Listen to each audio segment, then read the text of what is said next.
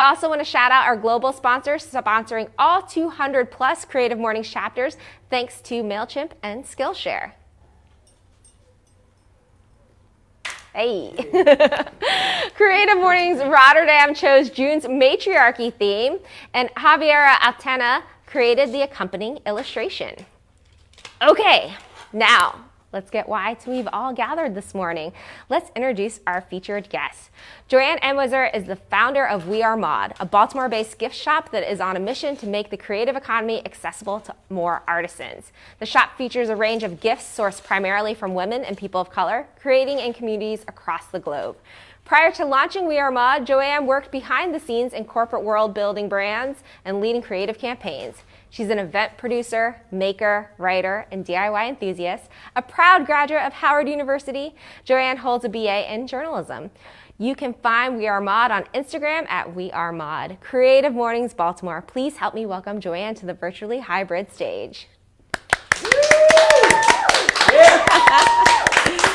Thank you so much. Thank you to everyone working behind the scenes on my behalf. Thank you for inviting me to talk about this really big word, matriarchy. I think it's so dope that there are conversations about this word happening throughout the world, and I feel that vibration. It's so good. Thank you so much. So I come from a family of women. My grandmother had 7 siblings, 6 of them women. My grandmother had 8 children, 7 of them being women. There are 16 of us grandchildren and 14 grandchildren, and 18 of us are women. So if you were able to do that math really quickly, you know that there are double the amount of women in my family than there are men. And I say this because this relationship that I have to the word matriarchy is the relationship that I have with my family. So my grandmother, I'm gonna tell you a little bit about her. If you followed We Are Mod and me, you know that I talk about my grandmother all of the time, but I wanted to give you the longer version of her story today. So my grandmother, Jamaican, she came to the United States when she was in her 40s, and she came to make a better life for her and her family. I don't know if you can imagine leaving a country and coming to a space that is completely unfamiliar to you, leaving behind your children. My Aunt Annie was 5 at the time, so she was 5 years old. And you know, that level of bravery and sacrifice is something that I couldn't even imagine. I'm 42 years old right now, and I do not even like to sleep away from home on too many consecutive nights, so I just cannot imagine like weathering different weather, coming to a place with different norms and customs, and just sacrificing it in that way for your family. So my grandmother, she worked for rich white folks, and she did that tending to their homes, and essentially she was a maid, and she had to wear this white, crisp uniform. I didn't even realize, I'm wearing white right now. I didn't even realize that. Oh, look at that. It's like a little tribute to my grandmother. I didn't even notice that. So she had to wear this like white, crisp uniform. And, you know, to me, that's like a tool of oppression, because it is making sure that you are distinguished as the help. And, you know, what I want there to be no mistake is that my grandmother, she woke up and she chose liberation every single day. She worked 7 days a week. She worked during the holidays. She saved money with vigor. She was able to put down payments on homes.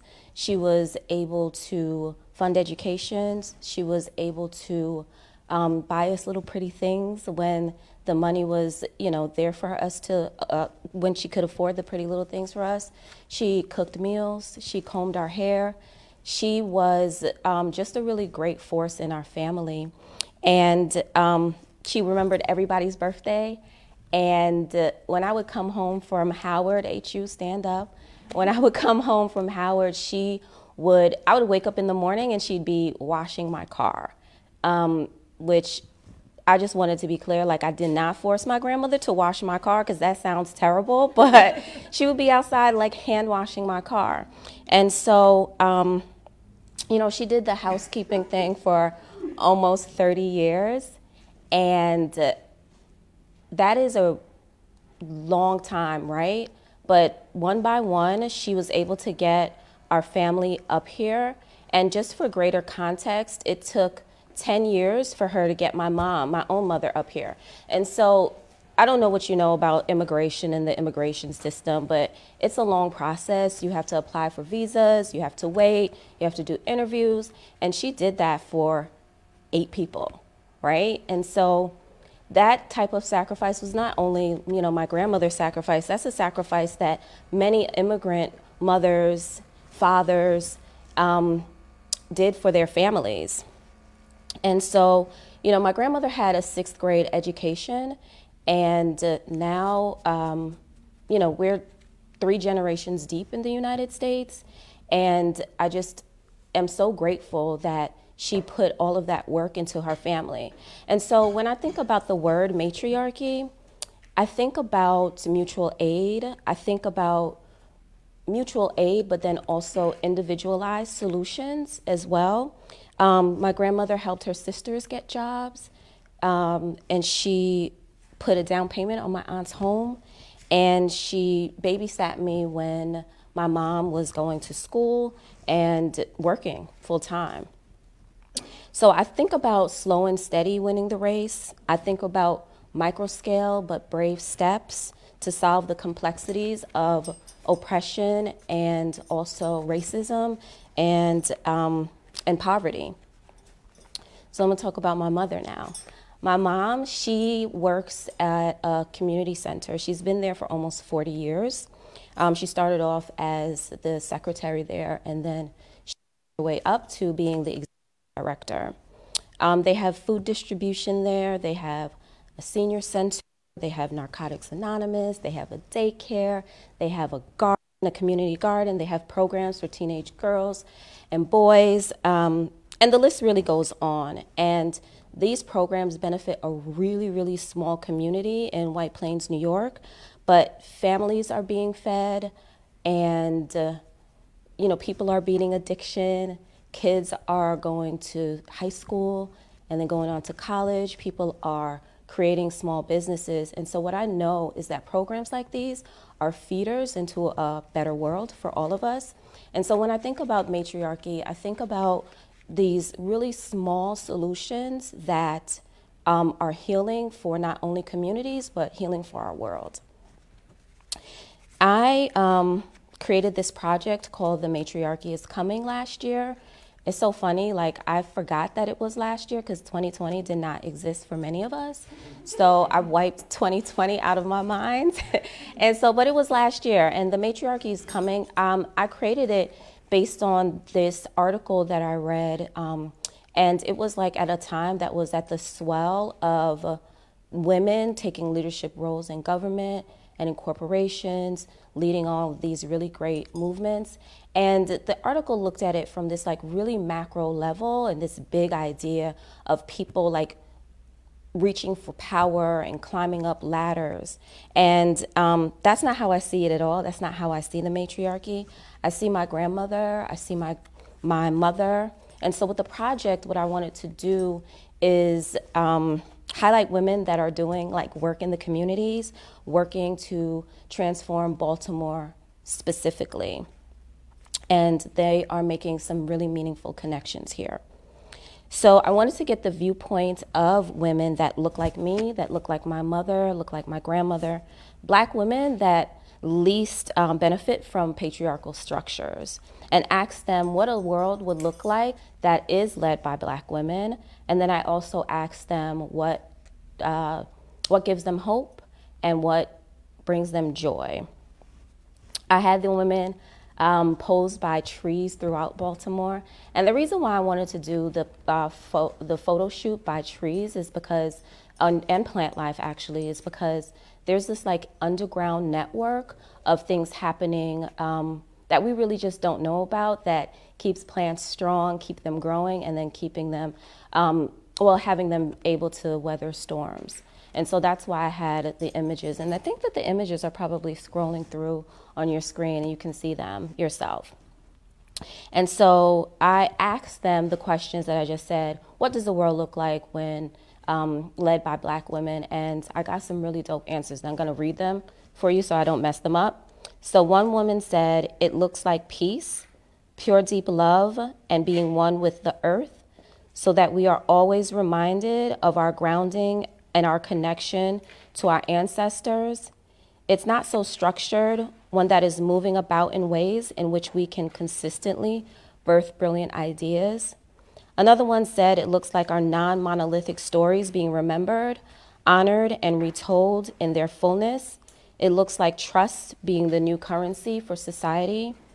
And then another one of the women said, it looks like an equitable future where everybody has their basic needs met and where care is the foundation of how we lead and operate.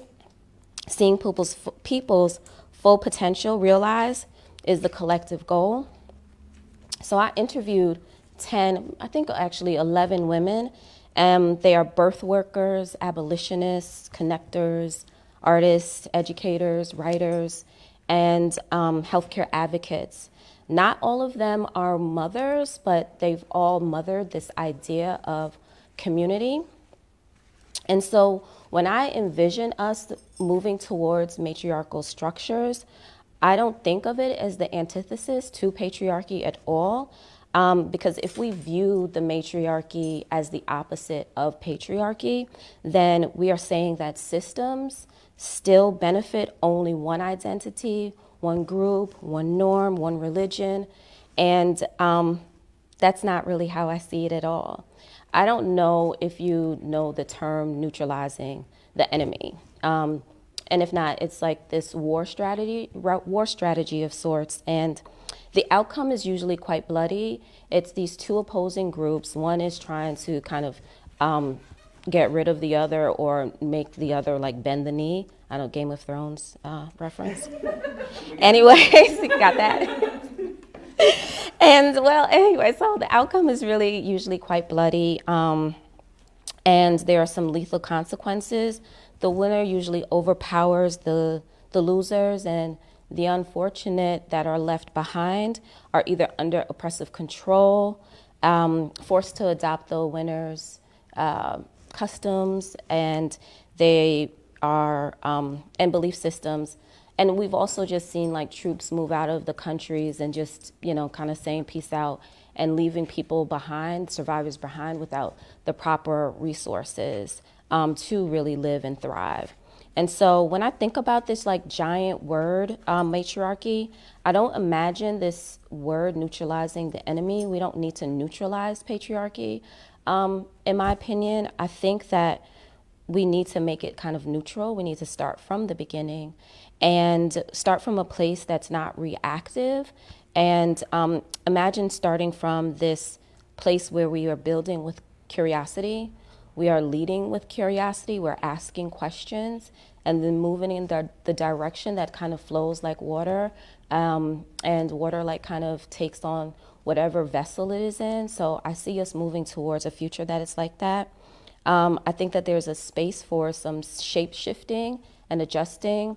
I think that we are looking to nature and our bodies as cues, and I think that we are looking at ways that we can adjust so that we are benefiting anything that's alive.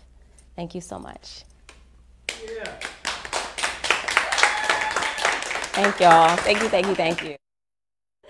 Yay! Oh, thank you so much. Thank you. Thank you for the opportunity. Yeah. I was nervous.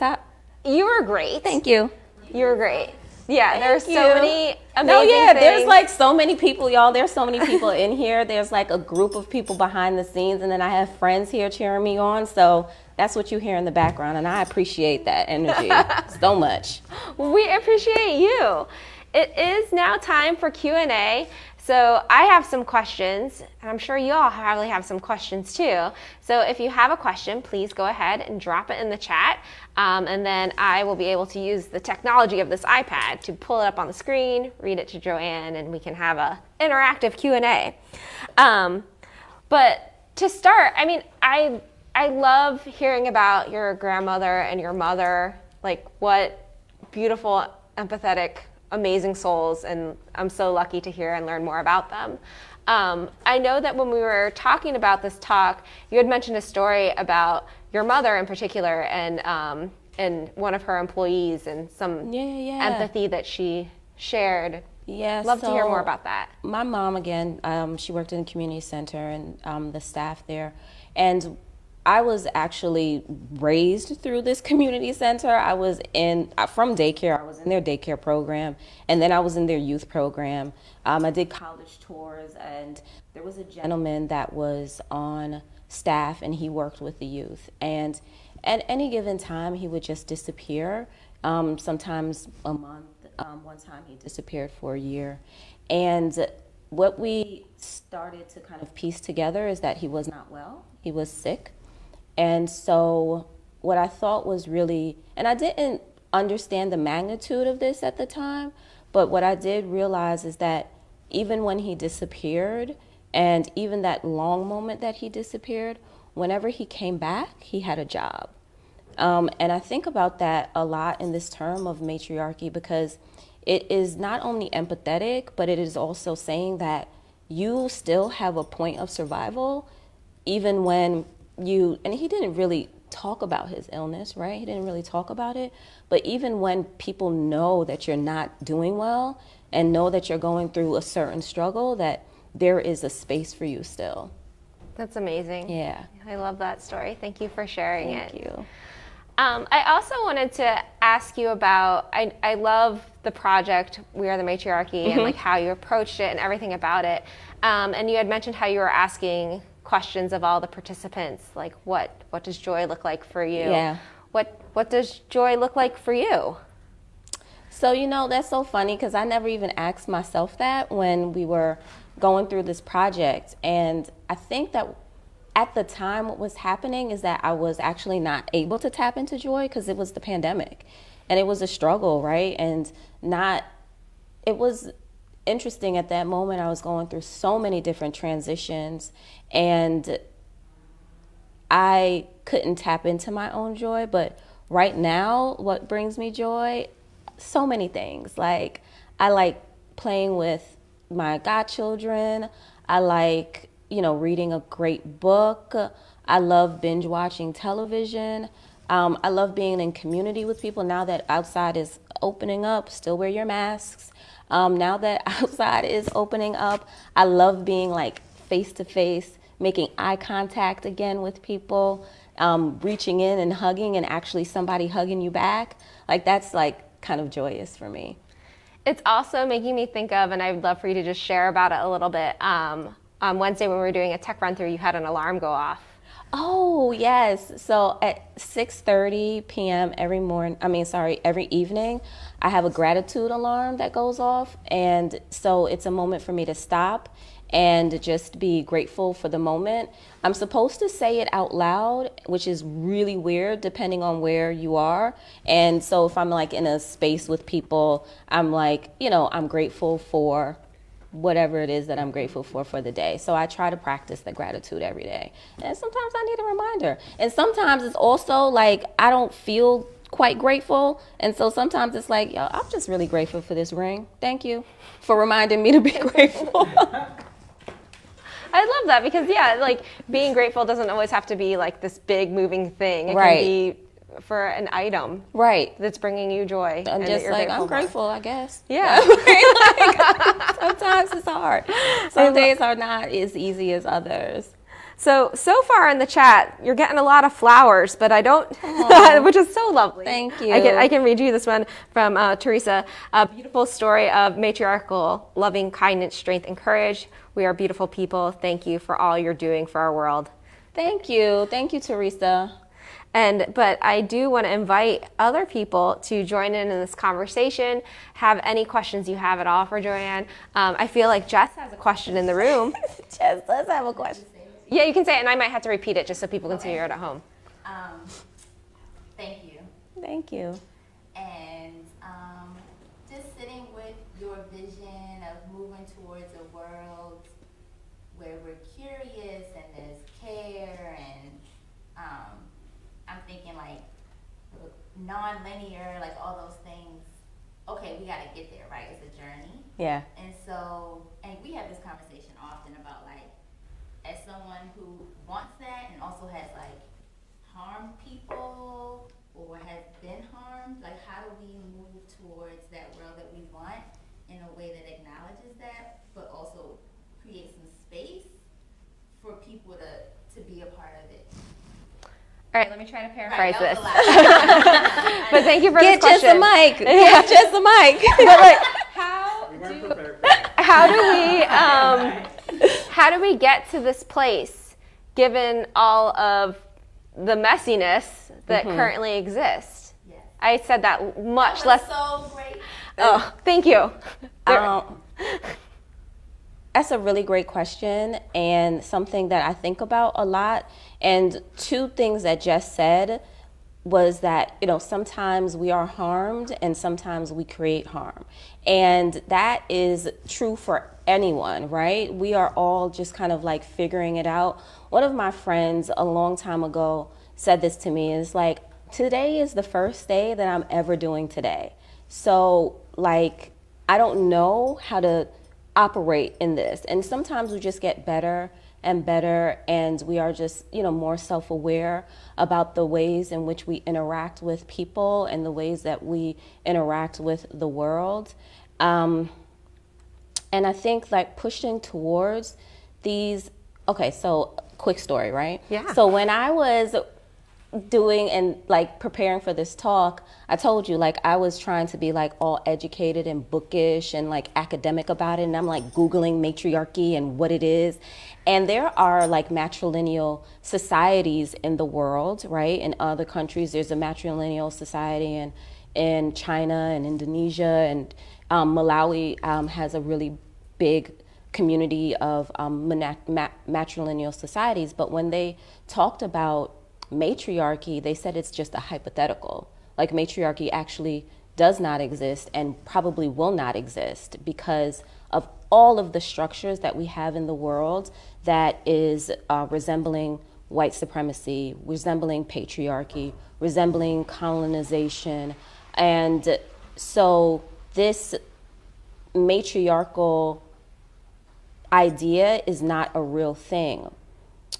But I feel like everything is a hypothetical, right? All of the things that we do are hypotheticals. Like, hypothetically speaking, somebody said, you know what, this white jumper is going to look good on somebody. Let's make it, right? Anything is hypothetical. And I think that when we're moving towards a matriarchal world that is considerate of people and empathetic and a little bit more aware of our actions, I think that we then are not necessarily creating a matriarchy, because like I said, we're not trying to be patriarchal at all. We don't want to resemble patriarchy at all. I think that we are saying out loud the harm that we've done and acknowledging it and trying to heal that harm, and then telling people when you have been harmed and being completely transparent about that so that we are moving in a direction where there's healing. And that's a long, kind of windy way to get to the answer to that question, but it's something that I've struggled with. It's not something that comes natural to me at all, but you know, I think that each one of us, like this room, hopefully has been impacted and inspired by this speech and the speeches that are happening around the world, and the things that are things that people are saying about matriarchy. And yeah, that was a long great answer. I mean, but yeah, it was so good. I mean, you're touching on so many things. Like we all exist where there's so many systems of oppression, which you've named. And so it's very hard for the hypothetical of matriarchy, which is kind of the antithesis, even though it's not the antithetical of patriarchy, which I think is a well-noted point, but it's hard for matriarchy to truly exist when there's all these systems of oppression around us. And I love what you're saying about just recognizing that, you know, none of us are perfect people. Right. We've all done harm. You know, the things that we do are a reaction to the oppression, right? We are like being products of these things and these systems that are in place to kind of keep us in line and to keep us, you know, not like, you know, overthrowing governments or, you know, it's like we are responding and reacting. I mean, I know that a lot of people in the pandemic, like, were really hurting. And you see that in the ways that relationships have either been built up and people have been stronger, or the ways that relationships have kind of disintegrated. And so that was just kind of a birthing process that we were able to realize throughout the pandemic. I think you're talking about so many important things. Like, you're talking a lot about how we need to have like more restorative approaches to how we... That's the word, restorative. It's a good one, Kira. I did not come up with it, but thank you. But yeah, I think this whole journey of learning, unlearning, approaching things with more empathy and kind of a restorative approach are all helping support the matriarchal hypothesis. Right. Ooh, yes. Good. You should do this for a living. You really should. Think about it. So we do have a question coming in from YouTube. Can you tell us about We Are Mod and how you empower women through it? I can, absolutely. We Are Mod, so that is a gift shop that I am running online right now at wearemod.com. But what I am trying to do is change this narrative of profits being more important than people, and I'm trying to make the creative economy more accessible to more artisans. And in doing that, I am working with a lot of women and people of color and sourcing products directly from them. And if you envision like a marketplace like an Etsy, right? And so Etsy, there's all of these like really wonderful, charming, beautiful things that people are selling on Etsy. And what I want to make room for is a marketplace where people get paid up front instead of like working really, really, really hard and competing to price people out, competing to have the best and the most brightest things. And so what I want to be able to do is get folks money so that they can you know, survive and not really have to work so hard at survival. And the business structure right now is being built. You know, I am getting some funding. It's not a nonprofit organization by any means, because I believe that I should be making a profit and the people that I work with should be making profits. So it's not that, but the business model does take in some grants and some funding so that I am able to do that for people. Yeah, so that's what We Are Mod is, and that's kind of how like matriarchy kind of shows up in that, and you know, learning from my grandmother and my mother. I'm sorry I didn't ask you this earlier, so maybe this is putting you on the spot, but are you wearing anything from We Are Mod right now? Well, I am actually. Let's do some product placement. Fancy that you would ask me about this ring. Yeah, so these earrings are from We Are Mod. The jewelry that I have on, yes, from We Are Mod. And these are my favorites, to be honest. These are called the Hot Girl Hoops. And they're on the site right now, and I love them because they're like hoops that stay in place and don't like twist and turn. So since we're here, wearemod.com. What other questions do folks have? We could try to do them in the room. I feel like if you have questions, I feel like, Henley, you had a question during the run-through. I could keep asking questions, but I want to, you know.